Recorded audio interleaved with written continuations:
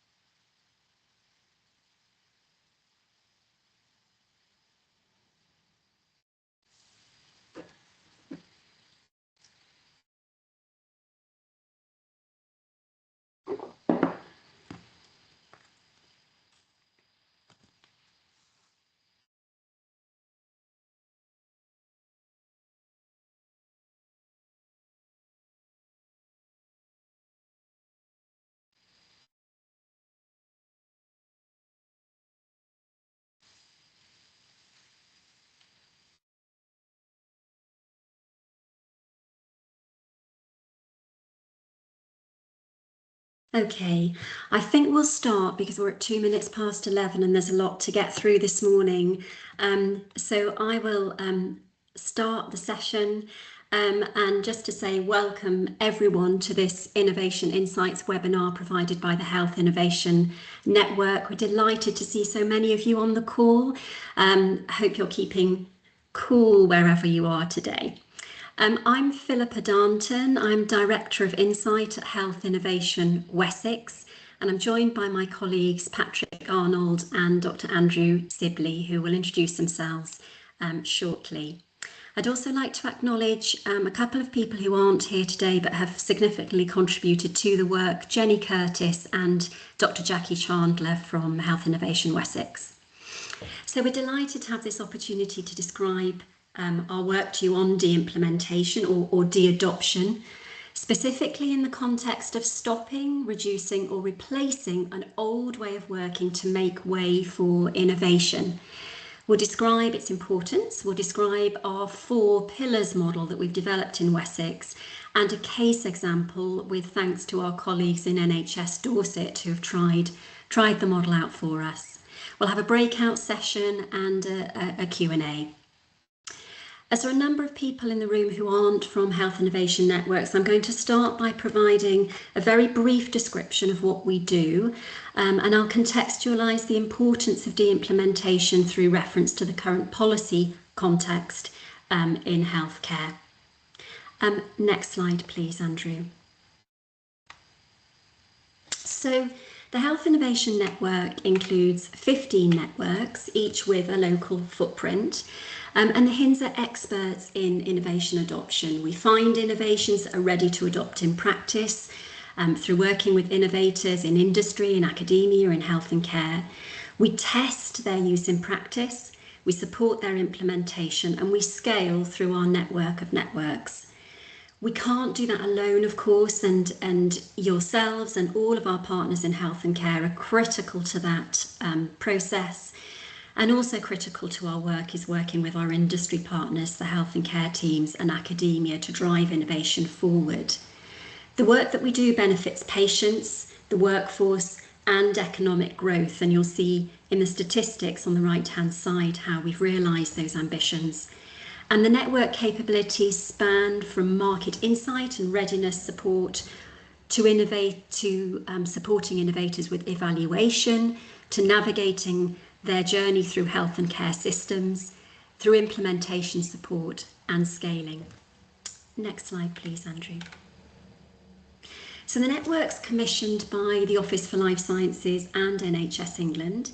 Through the Office for Life Science Commission, we support innovators to generate the evidence of their impact and to broker adoption into the NHS. And through the NHSE Commission, We implement and scale those innovations of high value and provide implementation support also to the NHS Patient Safety Strategies Improvement Plan. Next slide, please, Andrew. It's particularly timely that we're talking about de-implementation today. You'll all be aware of the government's ambitions to realise the 3 shifts, to strengthen the uptake of innovations through the Life Sciences Sector Plan, and to maximise the value of available resources, and being bold, being prepared to decommission through the ICB blueprint and the Strategic Commissioning Plan.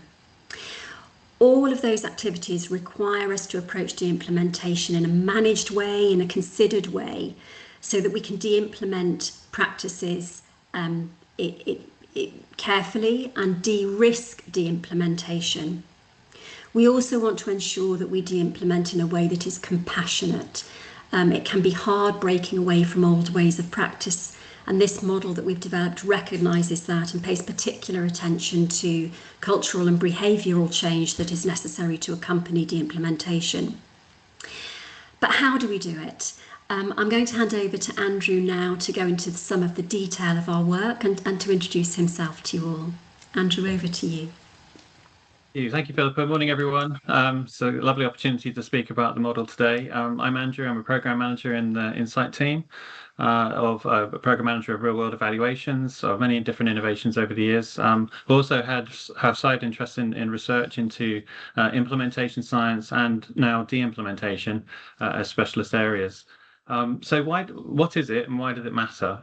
Well, at Wessex, we identified a gap, I think, in the research literature out there for practical approaches and models, ways to translate the existing research, but also using our unique experience that we have as a group of HINs as well to bring to bear to this matter. So that's how we started out and how we've arrived at the model and the practical approach we're presenting today.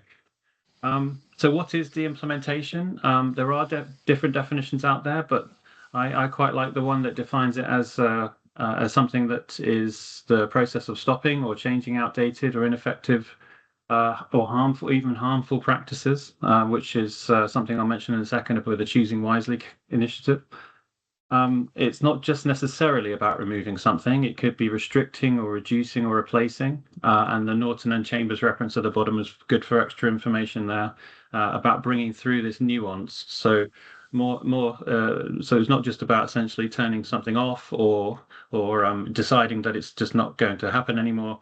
There may be a need to throttle it or stage it or replace or reduce it. So it's an important subtlety just to draw through in this particular phenomenon of decommissioning and de-implementing. And there's some examples and definitions there for you to have a look at in your own time. I think, why does de-implementation matter? Well, if you visit some of the research literature out there, there's studies in the US that estimate between 10 and 30% of healthcare practices could be considered low value, or even worse, no value, or in fact harmful. And some estimates at the moment put that at a $200 billion problem in the US. In the UK, the 2015 Carter Productivity Review estimated that there was billions in unwarranted variation exists, and even if we consider 1% of that to be related to low value care, then it's a multi-billion-pound challenge. So a financial issue potentially for the system to consider. Also, across the world, the Choosing Wisely initiative acknowledged the challenge of de-implementation. This was largely focused around surgical procedures known to be harmful and which they wished to discontinue. Through that initiative, there was lots of learning about how and why de-implementation matters. In the UK, there was the UK Evidence-Based Interventions Programme, which did something very similar, and I'd encourage you to have a look at that too. So there's lots of rationale out there for looking into this complex problem. Importantly, it frees up de-implementation frees up resources for better, more effective care. So it makes space, which is an important consideration with such amazing options out there for new ways to innovate and move forward. But an important key step, I think, for us, a practical step, is to consider what is it exactly that we would like to stop. And I think that's where we invite colleagues and clients, service managers, and innovators to work with us to understand what it is exactly they would like to stop. At which point, this model, this framework that we've developed, 4 pillars, it will become most helpful. I think it's at that stage, rather than trying to decide what to stop. It's more about supporting that decision after it's been made. Here's an example. I've got a couple of examples of how it's been translated in the context of routine perioperative testing um, for healthy patients undergoing low-risk surgeries. This has been a standard practice, but they've identified in the research literature it offers limited clinical benefit. And these tests often can lead to unnecessary follow-ups, increased patient anxiety. So part of the Choosing Wisely campaign, quite a way back now in 2012, targeted practices like this. And this was a notable example of successful de-implementation, where hospitals eliminated this routine testing. And this shift was supported by the reason why this was successful was because it was supported by the American College of Surgeons and others by issuing clear guidelines discouraging unnecessary testing. So the benefits of this change were substantial. Hospitals reported significant cost savings and a reduced downstream care triggered by false positives. And patient safety and satisfaction was improved. So you can see how, and moreover, this supported a sort of cultural shift towards evidence-based care in this particular case. So you can see how de-implementation as a phenomenon can be a very powerful way to move forward. More close to home, in the Wessex area, we evaluated Plasma Typhoon, a device to support faster, less carbon producing and lower cost storing, cleaning, and drying of endoscopes in a hospital scenario. And when we looked at that, we identified that it did what it said on the tin, and as part of the evaluation. But we also identified 2 really important barriers and key issues. First, that the staff, despite all of these clear benefits, the staff were still a bit resistant to fully embrace a new system and replace the old way of working. It was partly related to the regulations and sort of rules that occupy that space around decontamination and endoscopy. But the second was an interesting one, that the drying cabinets, the old way of working, were expensive capital assets, and were also very expensive to remove, literally logistically remove, and then remove and dispose of for environmental reasons. So tens of thousands of pounds to do that. So you can understand that there are many hidden ways in which de-implementing and many hidden factors that can affect the de-implementation process, and it's drawing those out as part of this practical model is a very helpful step. So moving on to the model itself, we've organized our model into 4 pillars of activity.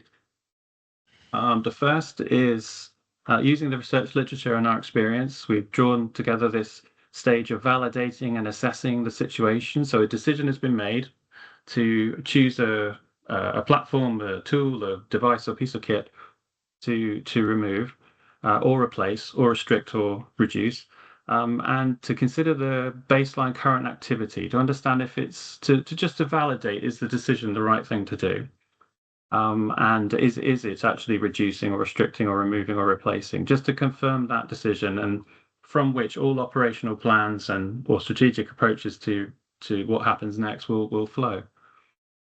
So being aware of the current situation as is, gathering lots of evidence as much as you can to understand the situation, extremely important. And there's some examples there of types of evidence you might need to find. And try and understand the context as much as possible. If the implementation is happening alongside the implementation of other innovation, then consider if that support is aligned and coordinated, and clarify whether old practices will be reduced, replaced, restricted, or fully removed. The second major pillar of activity is to to assess, give due attention to the consequences and impacts of the removal, the ripple effects, you might say, of what will happen if we take out the service. Even if on the face of it, it appears like a good idea, there may be lots of ripple effects up and downstream to consider. Um, and by doing so, will feed into the next stage, which is importantly about creating an enabling strategy, an enabling approach to manage those consequences, impacts, and issues that you've identified. So we've organised three different areas. Firstly, behavioural and communications. Excuse me. So considering the what communications, what messaging might be needed out there. The innovation that you're considering removing might be loved. It might be homegrown. It might be a branded vibe that you have about this innovation, and that needs managing it so that the old ways of working can retire with dignity and be given their due acknowledgement for the work that they've done to date.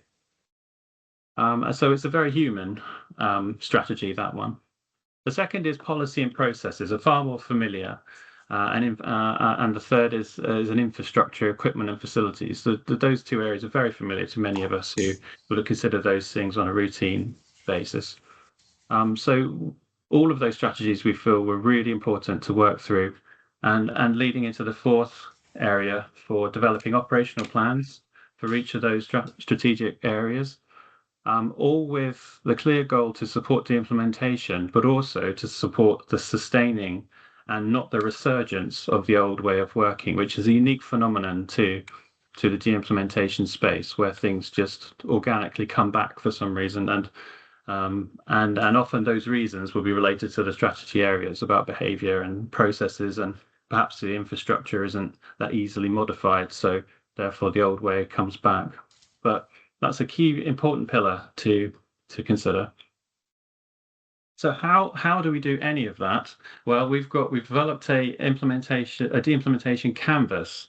So this is an interactive tool, full of questions, organized by pillar, with the idea of drawing out and inquiring as much detail as possible from the client, the innovator, the circumstances that the people that are the stakeholders that are involved. All that you can about the what will happen in the context, the consequences, what kind of strategies and operational plans we develop, and really working that through into a plan, ultimately a plan in the end to support the de-implementation.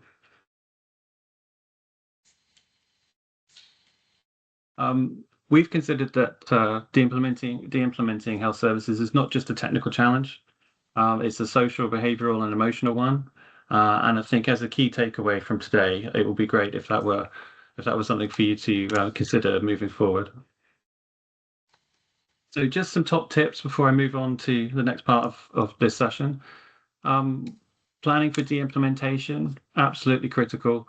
The goal here of the planning is not planning it for its own sense, for its own right, but as Philippa mentioned, it's about de-risking the situation, it's managing the change, it's making room for the new innovation coming forward, and it's helping to acknowledge and allow older ways of working to retire with dignity and have their moment in the sun for what they have achieved.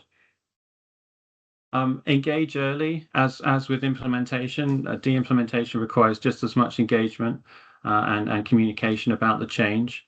It's not enough just to switch it off, or I think that just invites problems later down the line. And communicate clearly, but the why behind the change, the why behind the stoppage. Champions are just as important in this space as they are in implementation. And do be patient. It's a human activity to stop a large program or a series of interventions. And do keep monitoring. It's a particular unique, as I mentioned, a unique phenomenon in this space. Without the monitoring, we feel as though things can resurge quite easily through in these sorts of implementation situations.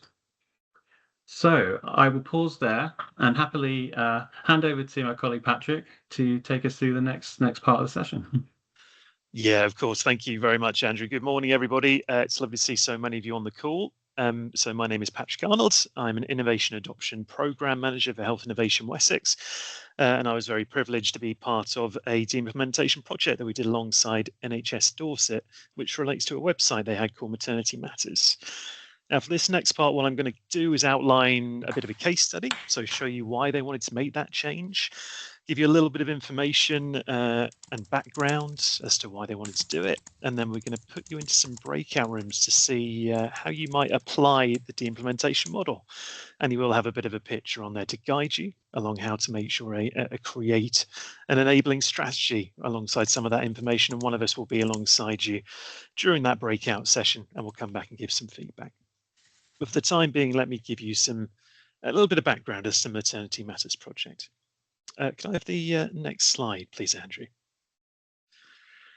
Thank you. So the Maternity Matters website was established as part of a program called Better Births, which happened in 2017, hosted information for patients on local services and generic pregnancy information. So it was hosted by the local maternity and neonatal service. It was co-created by staff and patients and hosted some active treatment prospects. So a self-referral form for maternity services could be accessed through that website. It could be found, the brand itself was extremely popular, could be found in GP surgeries, pharmacies and maternity units all over the county, and had been really well established as something strong and something that people looked to in terms of maternity information across the county as well. And though the site proved extremely popular with women seeking further information, with patients, with staff, there were some problems. So the site became very text heavy, which goes against the current principles, I believe, for maternity service when looking at imagery, and easy read is a better way to go. It was the translation services weren't available, or funding for that came out in 2022, I believe. And lots of people were given passwords to the back end of the website, which seemed like a great idea at the time, but also meant that anyone could go in at any time to change things, which meant that the governance process and change process weren't robust enough, perhaps, for the kind of information that was going to be clinically available to patients in Dorset. And the user experience in general, because of the heavy text and constant addition of added text, meant that it became unmanageable, really, and the user experience went downhill very quickly. So annual reviews took place of the content, which took significant clinical time, again, looking at all the text that needed to be covered. And though the site was popular, as I said, the user experience became very poor. So it needed new usability guidelines, but there was no dedicated resource for this, as everybody is busy in the clinical system. In maternity, that is still the case as well. As I mentioned, the translation funding wasn't quite available. So the clinical version for sign-off, but then also getting the information to patients became a major barrier. So to counteract this, the NHS Dorset colleagues were looking at integrating Healthier Together, or replacing Maternity Matters with Healthier Together. Now, for those of you who don't know too much about Healthier Together, it gives you a nationally relevant maternity-focused information, but it's also centrally controlled. So the team there will be able to update things that happen nationally in terms of best practice to the website, and just go out to local nuance for change in information, which made the clinical burden a lot less. It's updated by the regularly updated, excuse me, by and assessed by the Royal College of Midwives. And as I said, there's a central change process for the team. And in addition, NHS Dorset already had a contract with Healthier Together, as they also form part of a paediatrics contract that do the same thing in terms of information and sending that out to people. So the main concerns for the NHS Dorset colleagues and their manager was how this would land with the staff, and how the change would create major concern amongst them, especially as a lot of them were actively involved in adding some of that text or further information to the content. They're also concerned about the patient reaction to it and what that might look like, and some of the behavioural changes that would take place with the patients going to a new website. How would this affect people who are already pregnant and going through a pregnancy journey? Having that all information changed was going to be a major barrier to them as well. And having a look at the change process was also a major concern, how this could be changed to more positively reflect a future where ICSs now and at that time were being restructured is not an unfair term to put it. I don't think so. The resource would have been less there to ensure that that change in safety process was in place. Now, I'm hoping and appreciating that I haven't given you all the detail and the frontis and other areas that we had for information. I hope that gives you enough of an idea that we can go into the breakout rooms to have a brief discussion about this. Have the next slide, please, Andrew. So what we're going to ask you to do is not create an enabling strategy in the 15 or 20 minutes that we're going to be giving you for these breakout rooms, but at least address a few of these questions. So whereabouts, what would you consider when looking at this project based on some of the things that Andrew has already mentioned to you in regards to the pillar? How would you look at de-implementation for something like this and replacing something and ensuring that that change process was maintained? What changes would there be to the processes that we need to put in place? And are there any structures, equipment, or tools that need to be added in order to ensure that things don't resurge, but also that things don't happen again that happened in the past? I think I'll probably leave it there in the interest of time. Lauren, could I ask you to pull people into breakout rooms, please? We're going to be, I think, 19 minutes, so we're back at about 1:45. Just to keep with the time would be ideal. Thank you very much, Lauren. Thank you. So we'll just wait for 10 seconds. Look at that. Fantastic efficiency we'll be put into each breakout room, and we'll come back for a bit of feedback after that. Philippa, really quickly, just to see what you guys thought. I can share a couple of things that happened in our breakout room, though I should admit that my PowerPoint failed me at the most crucial time. So we had a very rounded discussion before we got on to anything maternity matters focused. The guys were fantastic. So we had that people who drive the old way and bring them on board with the journey is going to be a crucial part to anything to do with de-implementation and making sure that they can have their voice and say, but at the same time bring them on is really important. Senior leadership engagement as well. We talked a little bit about directors saying no, and then that was it, it's final. But how do you get past that, I suppose? And then clinical safety implications as well, they're linked to implementation. So how is that assessed, and where does the risk sit as well with that? It was really interesting. And some one of our breakout room attendees changed from private to NHS and looked at the stark difference between the two and how those processes change. And looking at all the benefits that you could bring and how you can do that safely as well was really important, alongside consistent communication. Again, another really key point when looking into implementation. But Philippa, can I come to you for any feedback from your room, please? Yes, of course. Thank you. We had a great discussion as well, and perhaps more general than maternity matters too, but also similar to your group, lots of discussion on the human factors here and how to manage the implementation in a very compassionate, open and honest way. So some really nice phrases from the group were around being honest, being in a constant state of reflection. So keep listening to those impacted by the change and those experiencing the service, staff and service users. Starting with the why, being really clear about why the practice is being de-implemented, and managing the expectations of all stakeholders. So similar to what your group said, Patrick, and being aware that the impact will be different for different stakeholders. Having time for people to adjust to the change, and really the importance of understanding and listening throughout. So I think I'll leave it there, but that was the main focus of our discussion. Andrew, over to you. Thank you, Philippa. We had we had a very detailed and wide-ranging discussion. We got clearly some experts in the room in QI and in research, and from the HIN too, different HINs. Similarly, we felt the compelling case for change was a compelling case for stopping. Was really, really important and should be part of a behavioural strategy. Also, celebrating the ending is an important, came through from colleagues on the call. Having multiple stakeholder messaging to manage the different behavioural positions, attitudinal positions that people will be in, and there were some suggestions of using COM-B, behavior change wheel, and structured ways to do that. So we're not having to shoot from the hip necessarily. There are lots of guidance out there to do that.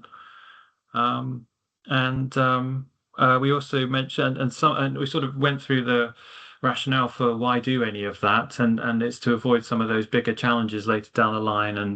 I highlighted the dual running problem, which is a phenomenon in itself where old and new are running at twice the cost, because the behavioral strategy is not working, or it's for some reason there are challenges in staff letting go. So we had really interesting catch up on that. And we just towards the end we talked about infrastructure as well and processes and how important it is to take a very rounded view of the de-implementation situation that you're in. And it's not just about de-incentivizing financially, which is what Choosing Wisely and the UK evidence-based interventions program did, but having a much wider view than that.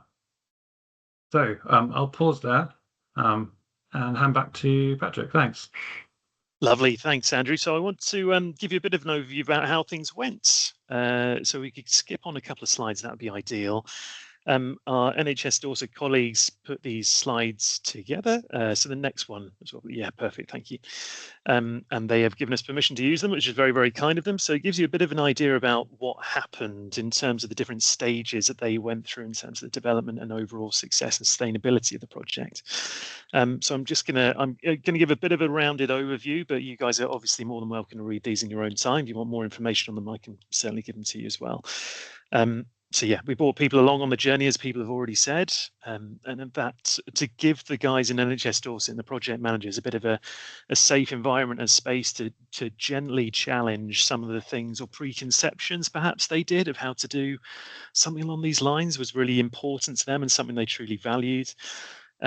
Systematically working through each pillar gave them that opportunity to kind of reconfirm and go back and just make sure they had everything they had in the process. We developed some FAQs alongside them as perhaps the easiest way to bring staff on board or preempt their questions or preempt negativity was to bring them on with some FAQs in an earlier instance and then making that more developed later on. And it was a celebration of how maternity matters had helped goodness knows how many tens of thousands of women over the last 7, 8, 9 years was a true part of where they wanted to take the experience. And the canvas provided a structured way to test and challenge, but yeah, we gave them the environment to do that, which was great. An example of a review of the baseline evidence from the website using some of the Google Analytics enabled them to strengthen some of the understanding what patients needed, what they wanted. Those kinds of things were great, and I'd love to get into so much more detail. I want a couple of minutes for questions. It also aided in shaping the project from the outset. So it gave guidance to the comms planning, creation of the enabling strategy, but the strategy for the project team and their sustainability parts as well. And making sure the right people are involved early on was really, really crucially important, and some of them we obviously emphasised. But beyond that, going to consideration of behavioural change, looking at escalation routes, change management processes, and how they could be positively affected, and where that would land, who they'd land with, and getting into the nitty-gritty of making sure that things didn't resurge or come back to the old way of working that maternity matters had. So overall, the canvas and the model supported the team expanding their thinking, ensuring consistency and thinking across sustainability with the project as well. And we were there to act as a critical friend to ensure that nothing was overlooked, which they really valued, and enabled maternity matters to be retired with dignity, which is what we wanted, but also leave room for Healthier Together to take over that space in a considered way and not just being dropped on top of it. And this, I think Ellie's picked out a few things around communication here, and yeah, check and challenge. But I will leave it there in the interest of time, just so you guys have a couple of minutes to ask us any questions you might want, and I'll hand back to Philippa to share that part of the meeting. Thank you, Patrick. Andrew, are you able to move the slide on? Thank you. Over to the room. Does anyone have any questions they'd like to ask?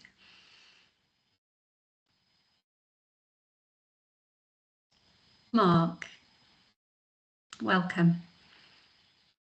Sorry, doing the mute thing. Yes, thanks very much. That's been really interesting, and you know, appreciate you laying on the session. I was just wondering, we had really sort of nice example there in the maternity space. I was just wondering, maybe to the wider group, which are the areas where we think we're going to see sort of significant change in this sort of de-implementation, where there's something that's coming along that's going to, you know, significantly change the way that we do things, and therefore from that de-implementation side of things, we might see a large change. I'm not necessarily close enough to some of the detail to maybe offer an example necessarily, but you know, we've got some work at the moment where we're actually perversely looking at single-use endoscopes to try and sort of change some of our approaches and workflows. Slightly unusual because you think from a sustainability perspective that they wouldn't be beneficial, but from the work we've done at the moment, they seem to be. So that's an area where we may be able to go in and to a degree decommission some of those sort of reusable, or maybe not decommission, but complement some of those reusable scopes that we've got. Thank you, Mark. Laura had her hand up next. I was just going to give an example of bringing in an electronic patient record. So we're currently introducing Epic across One Devon. So it was brought into Royal Devon Hospitals, Exeter. It's implemented in Torbay in April, and it's going live in University Hospital Plymouth in 2 weeks' time. We are then going to be de-implementing over 40 digital systems with an archiving solution brought into place. So that's why I was very interested in this topic. So it's, I think, an example of when de-implementation is necessary.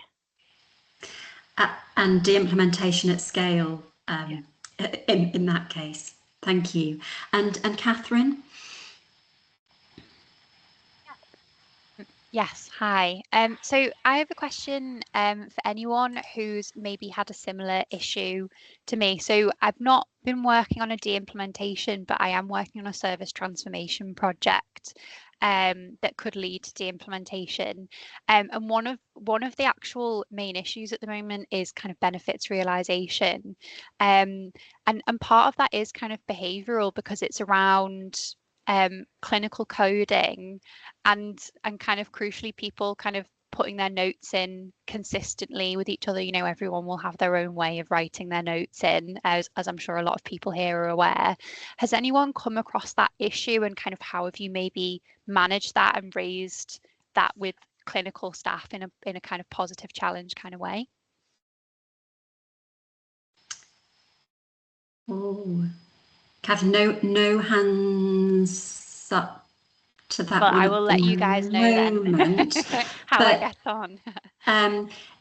Yes, I'd be really, really keen to hear about that, and or to explore it further, Catherine, if that would be helpful. I can't bring any specific examples to mind, but I'm sure there will be. Any more questions? We've got another minute. If there is anything from anybody. Okay. Well, thank you for sharing those examples, and it is really the start of a conversation around this, isn't it? De-implementation is still fairly new and something that we're all getting to grips with. So if there's any follow-up that you would find helpful with ourselves, we'd be really happy to talk through any examples with you. We have put all of the toolkits onto our website, and the link is in the slides. Laura's mentioned that these will be uploaded for you. And we simply ask that you give us your details and let us know if you're happy to share your experience of using the model, so that we can continue to iterate it and learn from its use. So be very grateful for any feedback and for any use cases. Thank you everybody for coming today. It's been really interesting for us to hear from you all in the breakouts as well, and I do hope you find this a helpful set of resources in your work. Have a good day, everybody. Thank you very much for joining us. Thanks all. Take care. Bye-bye. Bye-bye. Bye.